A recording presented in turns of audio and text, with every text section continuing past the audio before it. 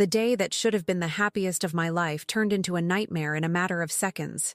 I can still feel the weight of my wedding dress, hear the shocked murmurs of the guests, and see the back of my fiancé, Zachary, as he ran out of the church, leaving me alone at the altar. It all started like a fairy tale. The little church of Santa Clare was beautifully decorated with white lilies, my favorite flowers. The afternoon sun in October streamed through the stained glass windows, creating a play of light that seemed to bless that moment. My father had just handed me over to the altar, and I could see tears of happiness in his eyes. Zachary smiled at me, apparently as in love as he was the day we met 3 years ago. The priest began the ceremony, and my heart raced with joy.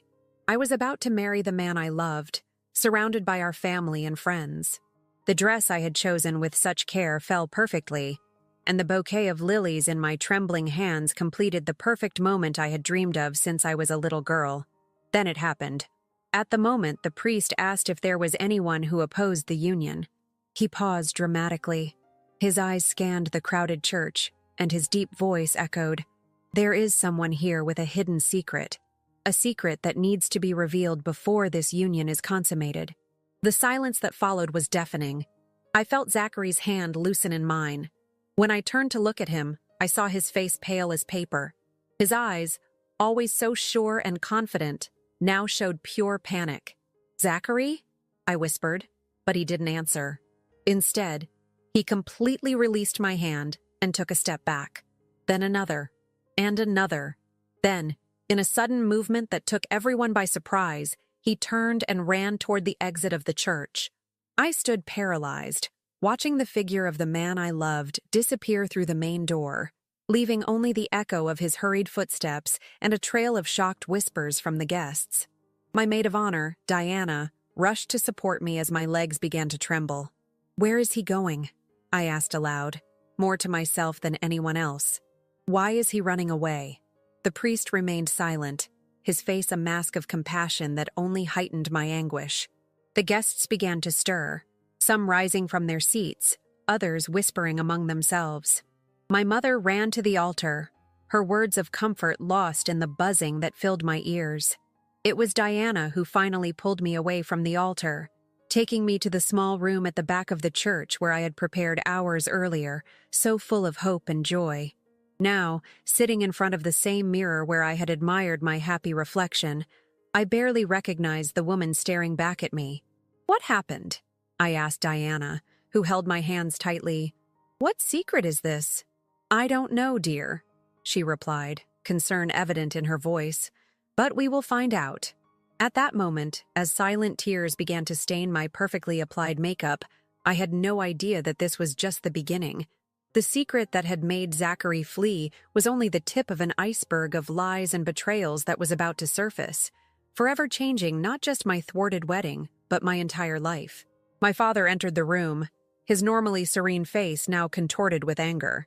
"Violet," he said, using my name with a softness that contrasted with his expression. "The car is waiting. Let's go home." I nodded mechanically, allowing Diana to help me stand. As we walked out of the church through a side door, avoiding the curious and pitying gazes of the guests, a single question hammered in my mind. What terrible secret could make a man abandon his bride at the altar? The answer, I would soon discover, was far worse than anything I could imagine. The drive from the church to my house felt like the longest of my life.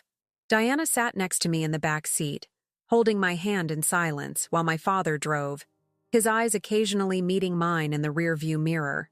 My mother had stayed at the church to handle the guests and the last-minute cancellation of the wedding reception. Another painful task on a day that should have been a celebration. When we got home, still dressed as a bride, I collapsed onto the living room sofa. The dress I had chosen with such care now felt like it weighed a ton, as if every pearl and lace carried the weight of the humiliation I had suffered. Diana gently removed my veil and began to undo my hair from the pins that held it up. It was then that my phone, which she had kept since the ceremony, started to ring insistently. There were messages and missed calls from Zachary. My heart raced at the sight of his name on the screen, but before I could reach for the phone, my father picked it up. "No, daughter," he said firmly. "Not now." He lost the right to speak to you the moment he ran out of that church. Part of me wanted to protest, to demand the phone, to find out what secret had destroyed what should have been the happiest day of my life. But another part, perhaps the more sensible one, knew my father was right. I wasn't emotionally ready to face that conversation yet. Diana prepared tea and helped me change out of my wedding dress into comfortable clothes. Meanwhile, I could hear my father speaking on the phone on the porch, his usually calm voice now laden with contained anger. Was he talking to Zachary? To his parents? At that moment, I didn't have the strength to ask. The rest of that afternoon passed in a blur of tears and unanswered questions. Close friends and family called or dropped by, all trying to offer comfort, but no one knew how to explain what had happened. The priest from the church also called, asking to speak with me in person the next day. There was something in his tone that made me uneasy. It was already nighttime when my mother finally arrived home. Her face was tired, but there was something more in her expression, a mix of worry and hesitation that immediately alerted me. "Mom?" I called, sitting up straighter on the sofa. "What is it? What did you find out?" She exchanged a meaningful glance with my father before sitting beside me. "Dear," she began, holding my hands, "I spoke with Zachary's mother after everyone left the church." My heart raced. "And? Apparently," she continued, choosing her words carefully, "Zachary has been in contact with an ex-girlfriend, Lillian. Did you ever meet her?" The name hit me like a slap. Lillian. Of course I knew her. Odds she was Zachary's ex-girlfriend from college. He always spoke of her with a casual detachment, as if she were a part of a distant past. But something in the way my mother pronounced her name sent a chill down my spine. "Yes," I replied slowly. "He told me about her. But they broke up years ago, even before we met. What does she have to do with this?" My mother squeezed my hands tighter. "Zachary's mother found out that they never really lost contact. In fact," she paused, as if gathering the courage to continue. "Lillian is pregnant, 3 months along." The world seemed to stop spinning. 3 months. The exact time when Zachary and I began the final preparations for the wedding. The time when he started acting strangely, more distant, always with excuses about work and the stress of planning. "No," I murmured, shaking my head in denial. "It can't be. The priest found out somehow," my mother continued. "Apparently Lillian reached out to the church this morning before the ceremony. She didn't want the wedding to happen without you knowing the truth." The room began to spin. Diana quickly brought a glass of water, but I could barely hold it. The pieces of the puzzle started falling into place. The secret connections, the sudden business trips, the way he had insisted on moving the wedding date up. "That's why he ran away," I said aloud, the reality of the betrayal finally sinking in. "He's a coward. He didn't even have the guts to tell me the truth." It was then that my phone rang again. This time, it wasn't Zachary, but an unknown number. Before anyone could stop me, I answered. "Hello? Is this Violet?" A hesitant female voice asked. "This is Lillian." The silence that followed was deafening. I should hang up. I should scream. I should. But instead, I found myself responding, "Why are you calling me?" "Because you deserve to know the whole truth," she replied. "And it's not just about the pregnancy. There's much more that Zachary has been hiding from you. Things you need to know." I looked at my family, all watching me with concern, and made a decision. "I'm listening," I said, my voice steadier than I expected. What Lillian revealed in the next few minutes would change not only my perspective on Zachary, but also the entire life I had planned for us. Each word she spoke was like a new brick in the wall beginning to rise between my past and my future. "Zachary isn't who you think he is," Lillian began, her voice trembling over the phone. "What I'm about to tell you, well, I should have revealed it a long time ago." I gestured for Diana to bring paper and pen. Something told me I would need to jot down every word from this conversation. My parents sat close, their faces tense, reflecting the gravity of the moment. "Actually, we never really broke up," Lillian continued. "Even when he started dating you, we were seeing each other in secret. At first he said it was just to keep the friendship, but—" She paused, as if gathering courage. "Zachary has a pattern, Violet. I wasn't the first.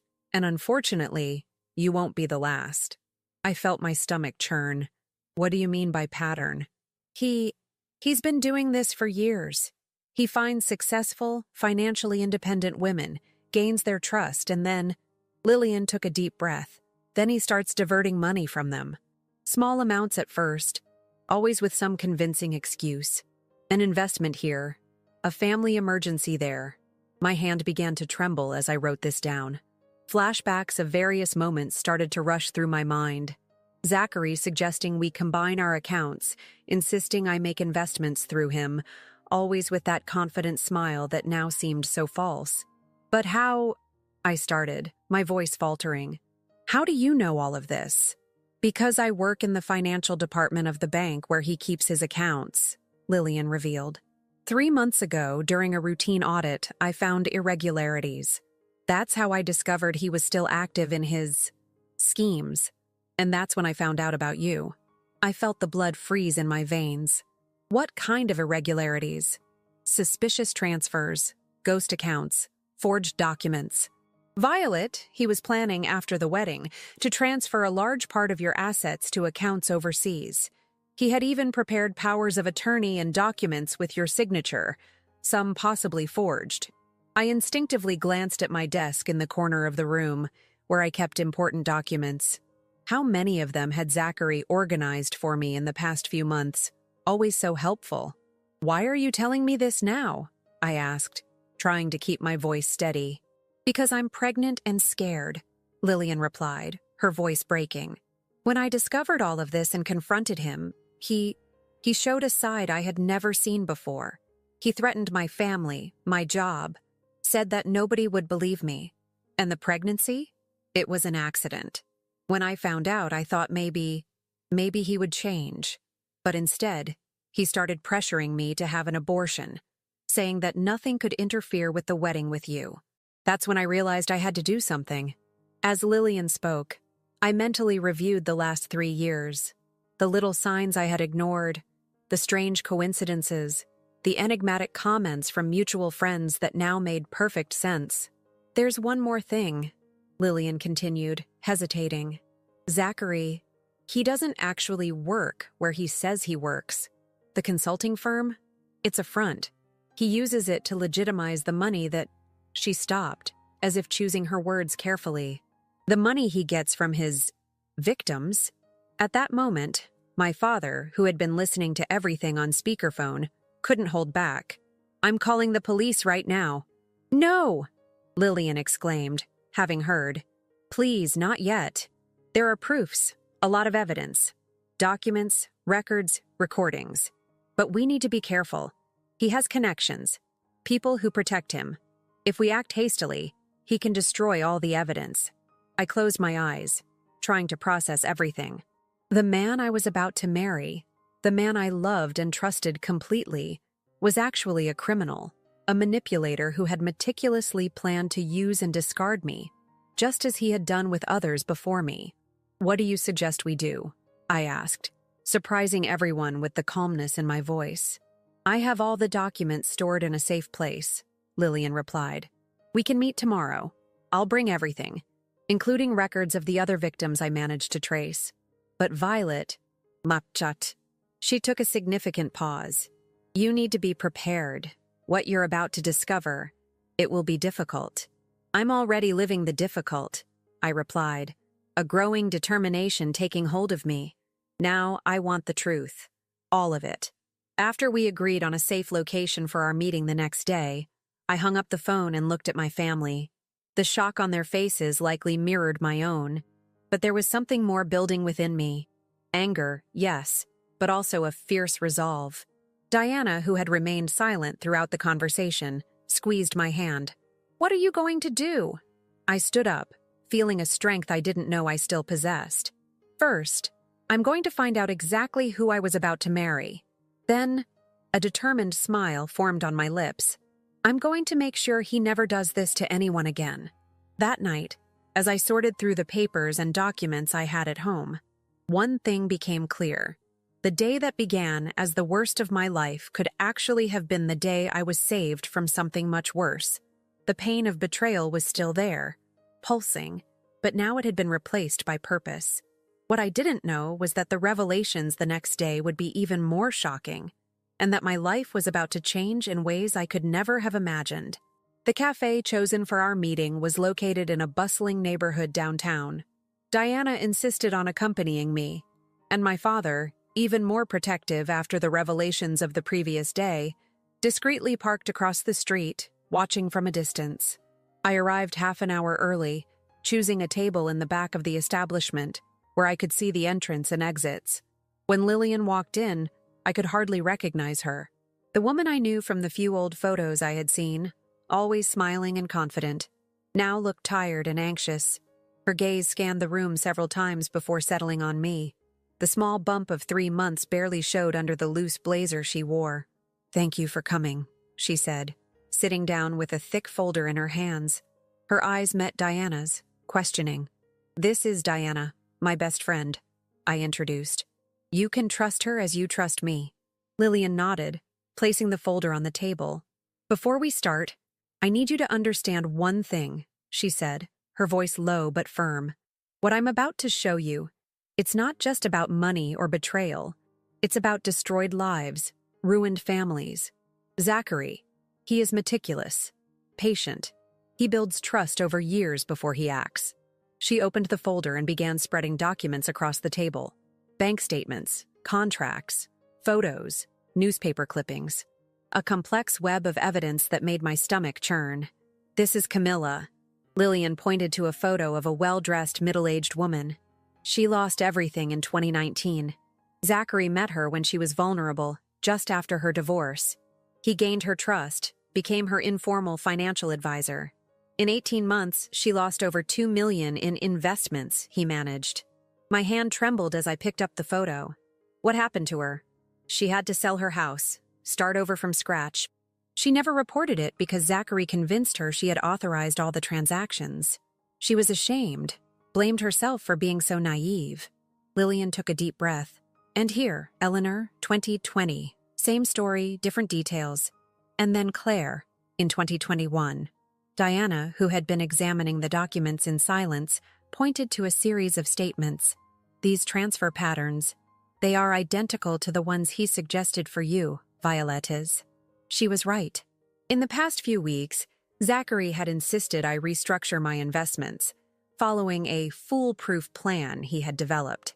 He even prepared all the documents, saying it was a wedding gift, a way to secure our future. "How does he get away with it? Doesn't anyone ever suspect?" I asked, flipping through more documents.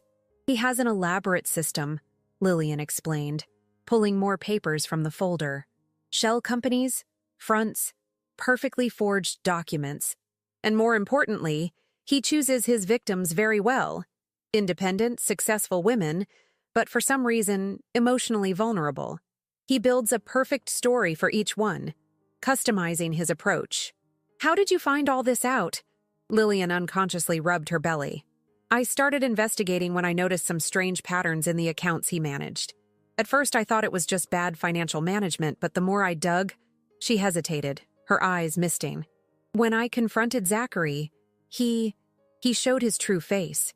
He threatened my family, my job. Said he had proof that I was complicit, that he would destroy me if I said anything." "That's why you sought out the priest?" Diana asked gently. "Yes. I knew I couldn't let the wedding happen, but I also feared a direct confrontation. Father James. He's been my spiritual advisor for years. When I told him everything, he promised to intervene, but in a way that would protect me." As I examined more documents, an idea began to form in my mind. "Lillian," I started slowly, "you said you have access to his bank records, right?" She nodded. "Yes, through the bank. Why? And all these documents, are they copies? Do you still have the originals?" "I have everything stored in different secure places, including..." She lowered her voice even more. "Recordings. Zachary has a habit of bragging about his scams when he's drunk. I started recording our conversations after I discovered the truth." Diana leaned forward, her eyes shining with understanding. "Violettes, what are you thinking?" "I'm thinking," I replied, feeling a growing determination. That we have a unique opportunity here. Zachary thinks he's in control. He's probably expecting me to be devastated, vulnerable, more susceptible than ever to his manipulations. But in reality, Lillian added, a small smile forming on her lips, he's never been so exposed. Exactly. And if instead of simply reporting him, we caught him at his own game? Diana suggested, now fully engaged. Yes, I confirmed, organizing the documents with renewed purpose. But for that, we need to be as meticulous as he is.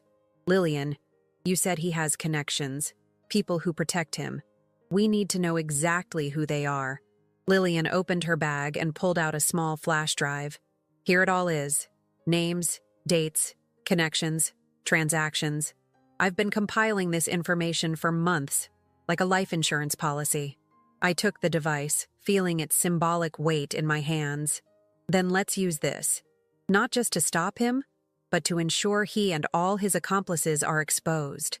It will be dangerous, Lillian warned, though I could see in her eyes that she was already convinced. More dangerous than letting him roam free to destroy other lives?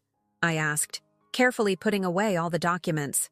Besides, he made a crucial mistake. What? Diana and Lillian asked almost in unison. He underestimated the power of women who have nothing left to lose. We left the cafe with an initial plan taking shape. As we walked toward the car where my father was waiting, I felt a different energy moving within me. The abandoned and humiliated bride from the day before had given way to a woman with a clear purpose. What Zachary didn't know was that his greatest blow, my nearly wedding, would also be his greatest downfall, and I would make sure that downfall was memorable. The days following my meeting with Lillian were intense. I transformed my home office into a command center, with walls covered in documents, photos, and diagrams connected by colorful lines. Diana joked that it looked like a movie crime scene, but each connection we made revealed more layers of Zachary's scheme. The first step is to protect our assets, Lillian explained during one of our meetings. She had brought her friend Abigail, a lawyer specializing in financial crimes, to help us. Zachary still doesn't know we've uncovered everything.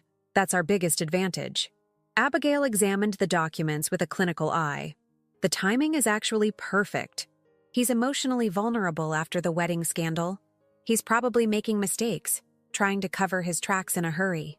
I nodded, mentally reviewing our last interactions. Zachary had called me dozens of times in the first few days, then switched to sappy messages pleading to talk. He's trying to set up a meeting with me. Says he wants to explain everything. That's where we start, Diana suggested, her eyes shining with determination. He expects to find you fragile, desperate for answers. Let's give him exactly what he expects. The plan began to take shape. With Abigail's help, we first protected all my assets and investments, transferring them to new accounts and legal structures that Zachary couldn't access. Lillian, using her bank contacts, discreetly monitored his movements. He's agitated, she reported a few days later. He tried to access some joint accounts you had, but we've already blocked them. He had 3 meetings with suspicious people in the last 2 days. He's getting desperate, I remarked, feeling a bitter satisfaction. Time to give him an opening. I crafted a carefully worded message. Zachary, I'm still very hurt and confused, but maybe you're right. We need to talk. I just don't know if I'm ready for a face-to-face meeting yet. The response came almost instantly. My love, you can't imagine how relieved I am. I know I messed up, but I can explain everything. Please, give me this chance. In the following days, I maintained controlled communication with him. Each message was strategically crafted to portray the image of a woman hurt, but still emotionally dependent. Meanwhile, our plan advanced on other fronts. Camilla, one of Zachary's former victims that Lillian had mentioned, agreed to help us after Abigail contacted her. He destroyed my life, she said during our meeting. I lost everything I built in 20 years of hard work. If I can help stop him from doing this to other women, count me in. With Camilla's help, we began to reconstruct the complete pattern of Zachary's scams. She had saved every email, every message, every document he had used to deceive her. The pattern was always the same. First, he gained the victim's complete trust. Then, He suggested small investments that provided quick returns to build credibility. Finally, when he had total control, he struck. "The most interesting thing," observed Abigail, analyzing the documents, "is that he always uses the same shell companies, just changing the names. The basic structure is identical. And all those companies have connections to the same law firm," Lillian added, pointing to a name that appeared repeatedly in the documents. "Johnson and Associates." That name made my blood run cold. "Johnson, as in Patrick Johnson, Zachary's best man?" Lillian nodded gravely. "Exactly. He's the one who provides legal cover for the entire operation. He cleans the money through offshore companies, forges documents when necessary. And that's why no one has ever managed to catch him legally," Diana concluded. "He has high-level protection." It was at that moment that I had an idea. What if, I started slowly, instead of trying to take down the whole structure at once, we start from the bottom? Building a case so solid that even Patrick Johnson couldn't cover it up? Abigail leaned forward, intrigued. "Go on. Zachary thinks I'm vulnerable, right? Let's use that. I'll agree to meet him, pretending I'm considering his explanations. Meanwhile, Lillian continues to monitor his bank movements. And you?" I pointed to Abigail and Camilla. "Keep gathering evidence and documentation from all the previous victims." "And when we have everything?" Lillian asked. "When we have everything, we'll give him the chance to make his final move. But this time, we'll be ready. Every move he makes will be documented, every conversation recorded, every transfer tracked." Diana smiled, understanding. "And when he thinks he has you exactly where he wants, we close the net," I completed. "Not just around him, but around the entire operation." The plan was risky, requiring patience and absolute precision. One mistake could not only ruin our chance to catch him, but also put us in real danger. But looking at those strong women gathered in my room, each with her own story of pain and resilience, I knew we had a real chance of success. That night, I sent one final message to Zachary. "Okay, let's talk. Can we meet next week?" His response came back quickly, confirming our instincts. "Of course, my love. You won't regret it. I promise to explain everything." I looked at the message and smiled. "No, Zachary," I thought to myself. "You're the one who won't regret choosing the wrong bride to deceive." I carefully chose the location for the meeting with Zachary, a bustling cafe in the mall, with security cameras everywhere and plenty of potential witnesses. Diana and Abigail positioned themselves at different tables, pretending to be ordinary customers. Lillian monitored everything remotely, ready to record any suspicious movements in the bank accounts. I arrived 15 minutes early, dressed in a discreet outfit and wearing no makeup, the perfect image of a jilted bride still in recovery. The small recorder in my bag felt as heavy as lead, constantly reminding me of what was at stake. Zachary arrived punctually, impeccable in his navy blue suit, his work uniform, as he used to joke. For a moment, seeing him approach with that familiar smile, my heart tightened. This was the man I loved, the one I had planned to spend the rest of my life with. But then I thought of Camilla, Lillian, and all the other women whose lives he had shattered, and my resolve strengthened. "Violet is," he said softly, stopping in front of the table. His eyes were slightly red, as if he hadn't slept well. "Thank you for agreeing to meet with me." I gestured vaguely to the chair across from me, keeping my expression neutral. He sat down, his restless hands on the table betraying a nervousness I rarely saw in him. "You must hate me," he began, his voice almost a whisper. "And you have every right to. What happened at the church? I panicked. I didn't know how to handle that situation." "What situation exactly, Zachary?" I asked, proud of how firm my voice sounded despite the internal turmoil. "Lillian's pregnancy, or is there something more I need to know?" He visibly paled. "So you already know about that." "Your mother told me." I lied, following the script we had planned. "But there's still so much I don't understand. Why, Zachary? Why maintain a relationship with her all this time? Why go through with the wedding?" Zachary ran a hand through his hair, a gesture I once found charming, now seeming calculated and rehearsed. "It's complicated, Violet is. Lillian and I, we have a history. When we reconnected a few months ago, it was like the past came rushing back. But you, he reached a hand across the table, trying to touch mine. I instinctively pulled back. You are the one I truly love. What happened with Lillian was a mistake, a moment of weakness. And the baby? I pressed, observing every micro-expression on his face.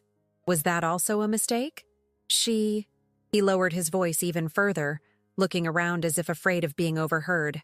She is using this pregnancy to manipulate me. She wants money, threatened to tell everything if I don't help her financially. My stomach churned at his blatant lies.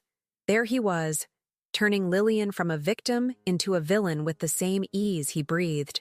Money? I asked, feigning interest. How much does she want? It's better if you don't get involved in this, love, he replied, his tone suddenly protective. I'll handle it all. In fact, he hesitated, as if weighing his next words. That's why we need to talk about those investments I suggested. If we can reorganize your resources now, create some financial protection. And there it was, exactly as Lillian had predicted. Even amid a crisis, his true goal remained my money. The investments? I asked, allowing a hint of vulnerability to creep into my voice. Those documents you prepared before the wedding? His eyes lit up with poorly concealed interest. Yes, exactly. Violet is. I know this is a difficult time, but we need to think about the future. That strategy I developed for you, it's more important now than ever. Why? Because... He leaned forward, taking on that confiding tone he likely used with all his previous victims. With Lillian trying to extort me, I need to ensure our resources are protected. And you know I've always wanted to take care of you. To protect you. I resisted the urge to laugh at the irony. There he was, trying to protect me while planning to rob me. I don't know, Zachary. I hesitated deliberately. After everything that's happened, I know, he interrupted quickly. But think about it. This could be a new beginning for us. Clearing the slate, reorganizing everything. I can show you exactly how it would work. I have it here. He began rummaging through his briefcase. Not now, I cut him off gently. I need time to think. About everything. He nodded, forcing a sympathetic expression. Of course, my love. Take all the time you need. But don't take too long, okay? The sooner we resolve the financial side, the quicker we can focus on rebuilding our relationship. As he spoke, I noticed Diana discreetly photographing our conversation with her cell phone. At her desk, Abigail was taking seemingly casual notes. Can I call you tomorrow? He asked, clearly reluctant to end the meeting without a concrete assurance. Sure, I replied, gathering my things. Maybe we can discuss those investments in more depth. His face lit up with poorly disguised satisfaction. Of course. I'll prepare everything. You'll see how good this will be for us. We said goodbye with an awkward wave. He tried to kiss me, but I turned away. Watching him walk away, I felt a mix of disgust and sadness. How had I been so blind? Minutes later, gathered in Abigail's office, we played back the recording of our conversation. Perfect, declared the lawyer, smiling. He practically confessed that he's trying to manipulate your resources due to some alleged extortion, and we have it all on tape. But it's still not enough, Lillian warned. We need something more concrete. Documents, transfers. And we'll get it, I asserted, feeling renewed determination. Because now he thinks he has me exactly where he wants. He has no idea that every step he takes toward his next scheme will be another nail in his own coffin. Diana squeezed my hand in silent support. The game was just beginning, and for the first time since all of this started, I was sure we were one step ahead. In the weeks that followed our meeting, Zachary ramped up his advances. Daily calls, constant messages, always mixing declarations of love with concerns about my financial security. Each contact was carefully documented, every word recorded and analyzed by our team. He's getting bolder, Lillian observed during one of our strategy meetings. Her pregnancy belly was becoming more visible, and she absent-mindedly stroked it as she spoke. Yesterday, he tried to access 3 different corporate accounts he used in previous scams. Abigail, typing furiously on her laptop, looked up. That confirms our suspicions. He's preparing something big. Bigger than we imagined, I added, spreading out the latest documents we had received on the table. Look at this. They were copies of contracts and investment proposals Zachary had sent me the night before. Elaborate schemes involving offshore companies, exclusive investment funds, and promises of extraordinary returns, all perfectly presented on the letterhead of his supposed consulting firm. It's practically identical to what he showed me, said Camilla, who had been joining our group regularly. Even the names of some companies are similar, only a few letters have changed. Diana, who was examining the documents with a magnifying glass, pointed out something interesting. Look at this. All the companies listed have registered addresses in the same commercial building. The building owned by Patrick Johnson, Lillian added. His godfather is in deep. It was at that moment that I had an idea. What if, I began slowly, instead of just documenting his attempts to defraud me, we gave him an even bigger opportunity? They all looked at me with curiosity. Lillian mentioned he's desperate for access to corporate accounts. What if we offered him not just my personal resources, but also those of my company? Your construction company? Diana asked, surprised. But Violet, that would be very risky. Not the real company, I explained, feeling the plan take shape in my mind. A shell company. Something that looks big and profitable enough to spark his greed. Abigail straightened in her chair, intrigued. We can create a convincing corporate structure, with the right documentation, forged balance sheets. Exactly like they do, I added. But this time, every document, every meeting, every proposal will be monitored and recorded. And more importantly, we'll have witnesses. The plan began to take shape quickly. With Abigail's help, we created a shell company that appeared extremely prosperous on paper. Lillian used her bank contacts to create a convincing financial history. Camilla, who had experience in real estate, helped us develop fictitious projects that seemed highly profitable. The following week, during a carefully planned dinner with Zachary, I accidentally mentioned a major project my company was about to start. It's a significant expansion, I commented casually, observing his immediate interest. But I confess I'm a bit unsure about how to manage all this capital. As expected, he bit the bait instantly. Violet, my love, why didn't you tell me this before? You know I can help. In fact, he paused thoughtfully. I have some contacts who could multiply that investment safely. I don't know, Zachary. I pretended to hesitate. After everything that happened, look. He took my hand across the table, his eyes locked onto mine with an intensity that once won me over. I know I messed up with you, but let me prove my love by helping you with this project. It's a unique opportunity. I agreed to schedule a formal meeting the following week to discuss the possibilities. When we said our goodbyes, he could barely contain his excitement. Back at Abigail's office, we replayed the recording of the conversation for the group. He didn't even try to hide his anxiety, Diana commented, shaking her head. Because he thinks he's finally managed to manipulate me emotionally, I explained. In his mind, I'm the heartbroken ex-fiancé still in love, desperate to believe his explanations and proofs of love. And the best part, added Lillian, showing her tablet, he's already started moving the dormant accounts he usually uses for bigger scams. He's preparing the ground. How long do you think it will take him to try to access the company's money? Camilla asked. Knowing Zachary, I replied, he'll want to act fast. He fears I'll change my mind or someone will advise me against it. But first he'll bring his godfather into the game, Abigail completed. A scam this big, he'll want Patrick Johnson's legal protection. And that's exactly what we want, I smiled, feeling that we were finally about to corner not just Zachary, but his entire network of criminals. That night, while organizing the documents for the meeting the following week, I received a message from Zachary. I can't wait to help you with this project, my love. You won't regret trusting me. I looked at the message and smiled. No, Zachary, I thought. You're the one who won't regret underestimating the woman you tried to destroy. The trap was set. Now it was only a matter of time before our predator became the prey. Patrick Johnson's office occupied the entire top floor of a luxurious building in the city's financial district. As I rode the elevator to the scheduled meeting, I adjusted the small microphone hidden in my blouse and tried to control my breathing. Diana and Abigail were already positioned in the cafe on the ground floor, monitoring everything. Lillian was at her post at the bank, ready to track any suspicious financial movements.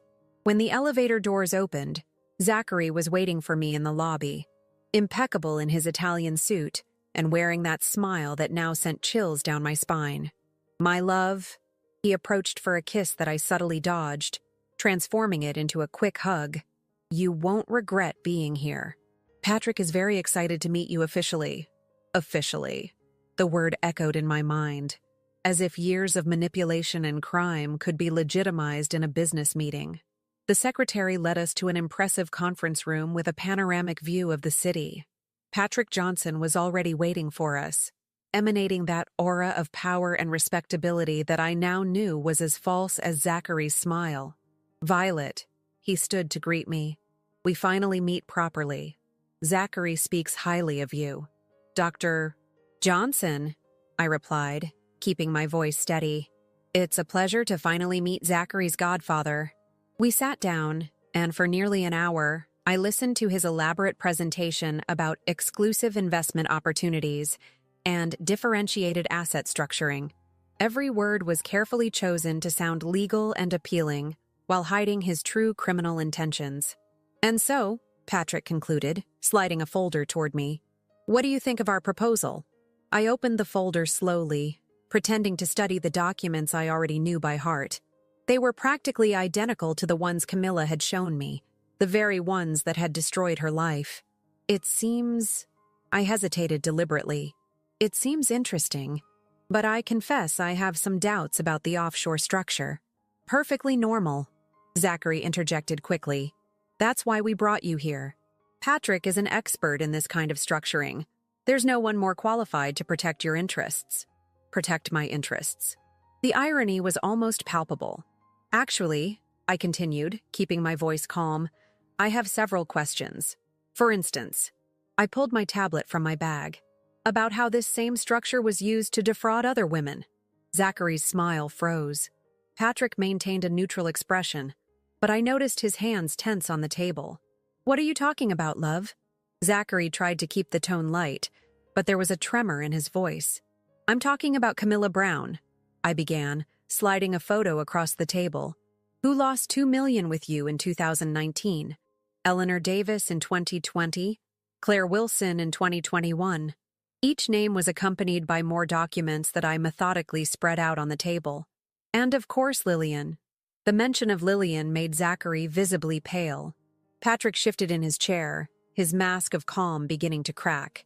"Violet is," Patrick started, his voice taking on a paternal tone. "I think you're confusing things." "I'm not confusing anything, Dr. Johnson," I cut in, my voice now firm and clear. "I have here," I showed a USB drive, "complete documentation of all the frauds you committed over the past 5 years. Bank transfers, shell companies, forged documents, everything." Zachary abruptly stood up. "This is absurd. You have no idea what you're talking about."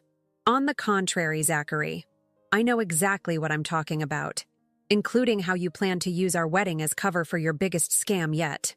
At that moment, the door to the room opened. Abigail entered, followed by 2 plainclothes police officers and a prosecutor I knew had been following the case for weeks. "Gentlemen," Abigail announced, "I believe we have a lot to discuss." What followed was a controlled chaos. Zachary tried to flee but was quickly restrained. Patrick began making veiled threats, which were promptly recorded by the officers. While the documents were seized and preliminary statements were taken, I remained seated, watching the empire of lies crumble. "You can't prove anything," Zachary shouted as he was led out. "It's your word against ours." "Actually," I replied calmly, "it's your word against concrete evidence, witnesses, and—" I touched the microphone in my blouse, "the complete recording of this meeting where you practically confessed everything." I saw the exact moment realization hit him. His carefully laid plan, years of manipulation and crimes, crumbling because he made the mistake of underestimating me. Later, in Abigail's office, our team gathered to process the events of the day. Lillian brought the bank records showing how Zachary and Patrick had tried to erase evidence in the last few hours. Attempts she had carefully monitored and documented. "We did it." Diana hugged me tightly. "You did it." "We did it," I corrected, looking at each of those incredible women who had made it all possible. And this is just the beginning. Camilla, who had arrived to witness the outcome, was crying. "Finally, justice." "And the best part," Abigail added, checking her messages, "more victims are already coming forward.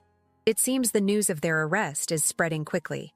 That night, alone at home, I picked up my old wedding album from the marriage that never happened. The images that once brought me pain now seemed to belong to another life, another person. The wedding dress still hanging in the closet was no longer a symbol of humiliation, but a reminder of how sometimes you have to lose something to gain much more. My phone rang. It was Lillian. "They're going to be locked up for a long time," she said, her voice thick with emotion. "The prosecutor said the evidence is irrefutable." "How are you?" I asked, concerned about her pregnancy amid all this stress. "I'm fine," she replied, and I could hear the smile in her voice.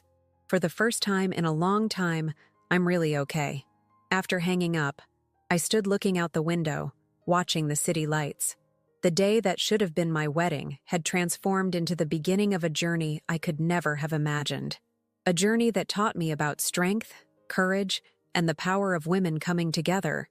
A year had passed since that decisive meeting in Patrick Johnson's office.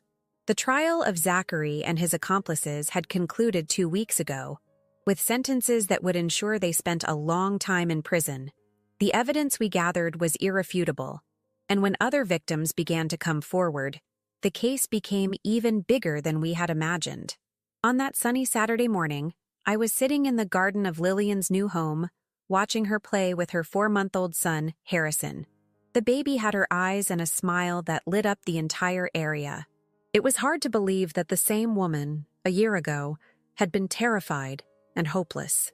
"Sometimes I still have to pinch myself," Lillian said, adjusting Harrison in her lap, "to believe that we really did it." Diana, who was preparing lemonade on the porch, smiled. "And to think it all started with a wedding that didn't happen? The most successful non-wedding in history," I joked, provoking laughter. Camilla arrived shortly after, carrying folders and her laptop. Since we recovered part of the money Zachary had stolen, she had reinvested in her career as a financial consultant, but this time with a special purpose, to help other women protect their assets. "You won't believe this," she announced, barely containing her excitement. 3 more victims of similar schemes reached out to us this week. Not from Zachary, but the pattern is the same. After our story went public, we created a nonprofit organization focused on preventing financial fraud and supporting women who had fallen victim to similar scams. What began as a small support group had transformed into a nationwide network for protection and financial education. "Is next week's seminar confirmed?" Diana asked, who had become the events coordinator for the organization. "Absolutely confirmed," replied Abigail, who had just arrived. After the case, she had further specialized in financial crimes and was now one of the main speakers at our events. I looked at that group of incredible women, each transformed by our shared experience, and felt a wave of gratitude. What started as a personal tragedy had turned into a life mission. "You know," I began, picking up Harrison while Lillian poured herself some lemonade, "the other day I found my wedding dress at the back of the closet." "You still haven't gotten rid of it?" Diana asked, surprised. "Actually, I have a plan for it," I smiled. "I thought we could do something symbolic." "What kind of symbolic something?" Camilla asked, intrigued. "A ritual of transformation. Just as we transform, we can turn that symbol of pain into something positive. I thought about cutting it up and turning it into baptism dresses for babies of single mothers." Lillian immediately embraced the idea. "It's perfect. I can help with the sewing, and we can hold an event to deliver the dresses. And take the opportunity to promote our fraud prevention work," added Abigail, always practical. As they excitedly discussed the details, I found myself reflecting on how life takes unexpected turns. The dress that was supposed to be worn on the happiest day of my life would now become a symbol of hope for other women. "Are you okay?" Diana asked softly. noticing my moment of introspection. "I'm great," I replied sincerely. "Just thinking about how sometimes we need to lose something we thought we wanted to find something we really needed. Like a network of incredible women?" She smiled. "Exactly. And you know what's even more ironic? Zachary and his cronies targeted independent and successful women because they saw us as easy prey, emotionally vulnerable. Little did they know that this same independence and strength would be their downfall." Lillian, who had come closer with Harrison sleeping in her arms, added, "and that their victims would become a force for change." At that moment, my phone buzzed with a notification. It was an article about our organization in a major newspaper, highlighting how our work had helped dismantle 3 other scam rings in recent months.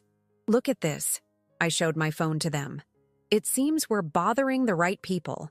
And this is just the beginning." Camilla smiled, determined. "Every woman we help becomes another warrior in the fight." As the sun set that Saturday afternoon, sitting among my friends, no, my battle sisters, I realized that the priest, by dramatically interrupting my wedding with his announcement of a secret, had inadvertently given me the greatest gift of all, the chance to discover my true strength and purpose. The wedding dress that would never be worn in a marriage would now be transformed into little dresses of hope. The tears I shed at that altar turned into strength to help other women, and the love I thought I had lost was replaced by something much more powerful: self-love and female solidarity. To us, I lifted my glass of lemonade in an impromptu toast. "To all of us," they responded in unison. And there, in that garden, surrounded by strong women who refused to be victims, I understood that sometimes happy endings are not as we imagine. Sometimes they are much, much better. The secret revealed at the altar, which seemed to have destroyed my life, had actually freed me to live a more meaningful and authentic life. And this, I realized, was the greatest revenge I could have. Not just to survive, but to thrive and help other women do the same. "We have more work to do," Abigail said, "already organizing the folders for our next meeting." "Yes," I agreed, looking at each of those extraordinary women. "And we're just getting started."